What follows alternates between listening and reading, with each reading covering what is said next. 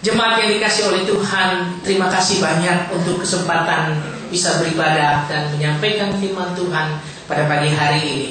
Saya senang dan mengucapkan syukur kepada Tuhan.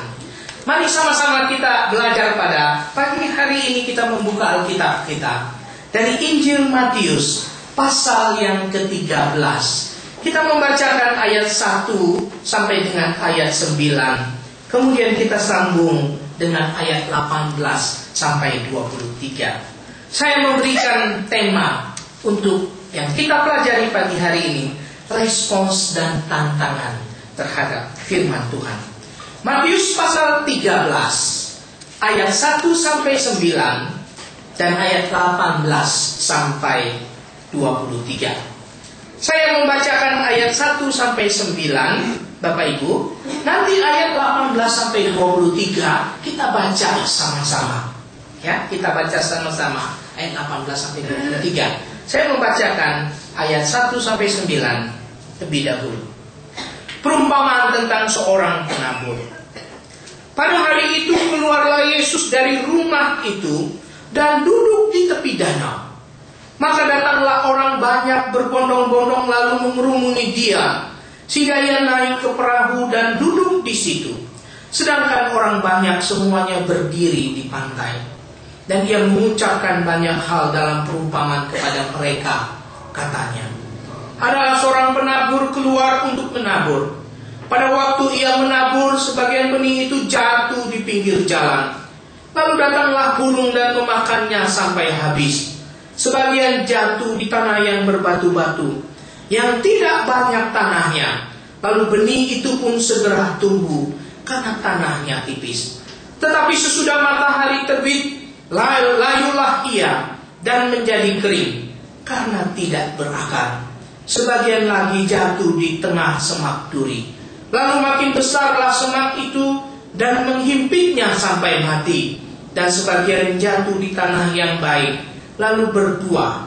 Ada yang 100 kali lipat, ada yang 60 kali lipat, ada yang 30 kali lipat. Siapa bertelinga, hendaklah ia mendengar. Kita sambung sama-sama ayat 18 sampai 23. Kita membacanya bersama. 1, 2, 3.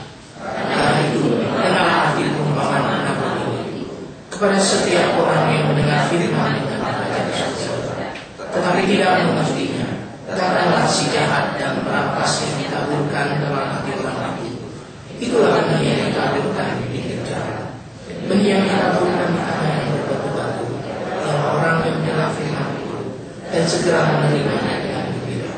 Tapi dia tidak berakar dan tahan sebentar saja. Apabila datang penindasan atau penganiayaan karena firman itu, orang itu pun segera murtad. Yang ditaburkan di tengah semak duri ialah orang yang mendengar firman itu, lalu berkhawatir dunia ini dan mencari kekayaan yang himpit firman itu, sehingga tidak berbuah. Yang ditaburkan di tanah yang baik ialah orang yang mendengar firman itu dan mengerti. Dan tanah itu yang berbuah, ada yang 100 kali lipat, ada yang 60 kali lipat, ada yang 30 kali lipat. Sampai sedemikian jauh membaca firman Tuhan. Berbahagialah orang yang membaca, merenungkan firman Tuhan, menyimpannya di dalam hati dan melakukannya dalam kehidupan sehari-hari. Bapak, Ibu, dan saudara yang dikasih oleh Tuhan, ada sebuah keluarga yang baru pindah dari sebuah tempat di Eropa Timur. Saudara, kebanyakan orang di Eropa Timur tidak berbicara dengan bahasa-bahasa yang lain seperti orang yang tinggal di Eropa Barat. Dan banyak juga saudara-saudara daerah di Eropa Timur biasanya lebih terbelakang dari orang-orang yang ada di Eropa Barat. Saudara, keluarga ini pindah dari sebuah daerah dari Eropa Timur, dia pindah ke daerah di Eropa Barat. Dan suatu hari saudara, keluarga yang baru pindah ini, dia menerima undangan. Dan undangan itu saudara bukan sembarang undangan. Bukan undangan dari orang yang tidak penting, tapi juga bukan undangan dari orang-orang yang mungkin mereka kenal selama ini. Dan undangan yang mereka terima ialah undangan dari pemerintah kota di tempat baru mereka. Saudara, di dalam undangan itu saudara, tertulis kata RSVP. Saudara, undangan ini biasanya seperti banyak undangan yang lain yang saudara ketemukan, saudara, ada tulisan RSVP. Saudara, ini adalah bahasa Perancis dan mungkin saya mengucapkannya tidak begitu pas, ya. Répondez s'il vous plaît. Saudara, RSVP. Saudara, keluarga yang baru pindah ini tidak mengerti. Mungkin juga kebanyakan dari kita tidak mengerti. Saudara, sebenarnya apa arti dari undangan yang di bawahnya ada tulisan RSVP ini? Saudara, kemudian si istrinya berkata kepada suaminya, wah, jangan-jangan maksud undangan ini ialah ingin cari tahu tentang kehidupan kita di kota yang baru ini. Jangan-jangan pemerintah kota ini mengundang kita ingin cari tahu apa yang sedang kita lakukan, apa yang sedang kita buat di kota ini. Itu istrinya ngomong pada suaminya. Suaminya berpikir lain, saudara-saudara. Suaminya ini berpikir begini, wah, mungkin undangan ini untuk mencari tahu. Dulu itu, waktu kita tinggal di tempat kita yang lama, mungkin kita ini pernah berbuat salah atau melakukan sesuatu, dan hari ini pemerintah kota itu ingin tahu latar belakang kita yang dulu bagaimana. Saudara-saudara, mengapa mereka bingung, saudara? Kenapa mereka bingung? Karena mereka tidak tahu untuk apa arti RSVP itu. Nah, saya tidak tahu juga dari berapa banyak dari antara kita pagi hari ini tahu istilah atau kalimat atau singkatan itu. Kalau saja mereka tahu, saudara, pasti mereka tidak salah menanggapi undangan itu. Kenapa, saudara? Apa maksud RSVP ini? Saudara, kata ini bermaksud supaya si penerima undangan ini memberikan respons. Karena, saudara, karena mereka adalah orang yang istimewa. Mereka diundang karena mereka orang yang diistimewakan, dan mereka diundang dengan penuh kesopanan. Ini sebenarnya yang dimaksudkan dengan kata itu. Anda diundang dengan penuh kesopanan, dengan dianggap istimewa. Sekarang setelah Anda terima undangan ini, tolong kasih respon. Saudara, ini sebenarnya maksud kata ini, tapi mereka tidak mengerti dan mereka menjadi bingung. Saudara, memberi respon itu sangat penting. Apalagi, saudara, kalau undangan itu dari Tuhan. Saudara, seringkali dalam kehidupan saya menjadi jengkel ketika saya ngomong sesuatu, anak saya tidak merespons kepada saya. Dia diam aja, dan kalau ngomong matanya ke tempat lain. Dia ngomong dan bicara hal yang lain, dan dia tidak merespons apa yang saya katakan. Apalagi, saudara, respon itu sangat penting ketika kita tahu kalau undangan itu, kalau permintaan itu datang dari Tuhan. Akan tetapi, saudara-saudara, ketika Tuhan Yesus datang ke dalam dunia ini, dia menyampaikan firman Tuhan. Dia mengundang manusia untuk menerima firman Tuhan.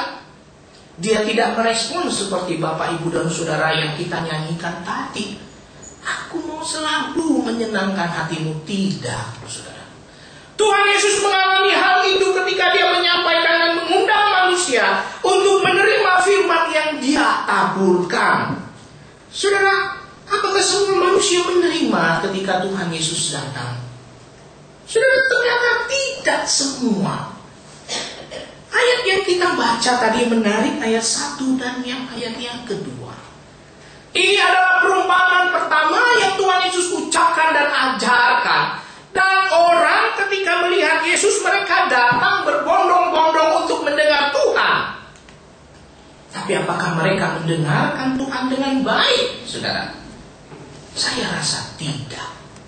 Mengapa, saudara? Mengapa mereka datang berbondong-bondong untuk mendengarkan Tuhan? Saudara, karena kita lihat dalam ayat-ayat dan pasal sebelumnya, Tuhan Yesus itu membuat mujizat. Tuhan Yesus itu kasih makan. Tuhan Yesus itu melakukan hal-hal yang ajaib. Orang sakit disembuhkan. Karena itu orang mau mendengar pengajarannya dia. Saudara, apakah maksud seperti ini murni? Kalau kita membaca perumpamaan ini, ternyata Tuhan Yesus berusaha menggambarkan bagaimana respon, bagaimana tantangan ketika dia menyampaikan firman Tuhan. Apa yang terjadi dalam hidup orang yang mendengarkan. Saudara, ketika Tuhan Yesus datang, saudara, orang tidak semua mau menerimanya dan tidak semua mau mendengar dan merespons kepada dia. Bahkan dia harus mati dan ditolak karena menyampaikan firman Tuhan. Walaupun kalau kita melihat perjanjian lama Yesaya 55, Yesaya sudah menubuatkan bahwa Mesias itu akan berhasil. Kristus itu akan berhasil dalam tugasnya. Namun itu bukan berarti Tuhan Yesus bisa melewati itu dengan baik dan tidak ada tantangan. Saudara, perumpamaan Matius 13 yang kita baca pagi hari ini berbicara tentang bagaimana firman Tuhan itu ditaburkan. Bagaimana firman Tuhan itu masuk ke dalam dunia ini, saudara. Dan kalau kita membandingkan, ternyata bagian ini ditulis oleh Markus juga pasal 4 dan ditulis juga oleh Lukas. Dan Markus menulis 2 kali atau perumpamaan yang hampir sama, 2 kali tentang benih yang tercantum atau seperti yang ada di Matius 13 ini. Kalau yang ayat Markus 4, 1-20 hampir persis seperti yang kita baca, Markus menambahkan dalam Markus 4 ayat 26 dan 27, dia cerita tentang penabur dan benih yang tidak ada di Injil lain. Di situ Markus menjelaskan ada seorang penabur menaburkan benih, dan saudara, bagaimana kemudian benih itu tumbuh diam-diam pada malam hari. Dan Markus ingin menekankan dalam Markus 4, 26, 27 bahwa benih itu tumbuh secara rahasia. Saudara, tentu saudara pernah melihat tumbuhan benih dan seterusnya. Saya tidak begitu senang dengan tumbuhan, tetapi saya juga bisa memperhatikannya. Ada beberapa tumbuhan yang saya perhatikan di rumah saya. Hari ini saya hanya lihat satu titik putih. Besok kemudian saya lihat titik putih itu makin besar. Hari ketiga saya lihat titik putih itu mulai hijau. Hari keempat saya lihat, ini rupanya bakal buah. Bagaimana dia bertumbuh saya tidak mengerti.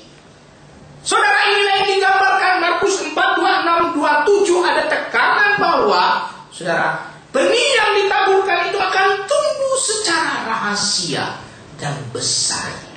Dan rupanya Markus ingin mengatakan seperti itulah firman Tuhan.